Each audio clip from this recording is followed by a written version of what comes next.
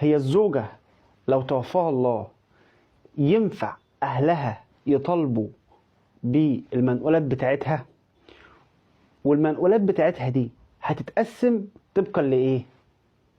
أولا لو الزوجة توفاها الله أثناء الزواج، وطبعا هم مش متطلقين وعايشين مع بعض، فممكن إن أهلها يطالبوا بقيمة المنقولات بتاعتها، وفي الحالة دي هيقدروا يورثوا فيها. ولكن مين اللي هيورث فيها وإزاي التقسيمة هتتم؟ خلينا ندي مثال بسيط.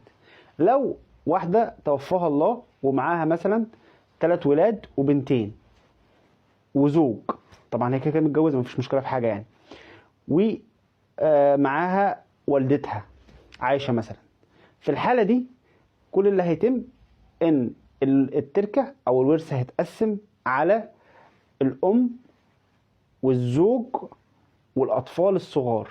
طيب التقسيم هتبقى ازاي؟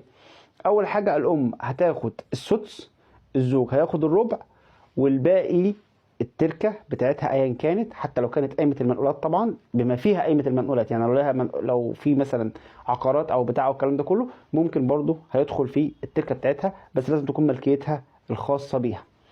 فالزوج هياخد الربع، الام هتاخد السدس، الاولاد هياخدوا باقي التركه تعصيبا للذكر مثل حظ الانثيين.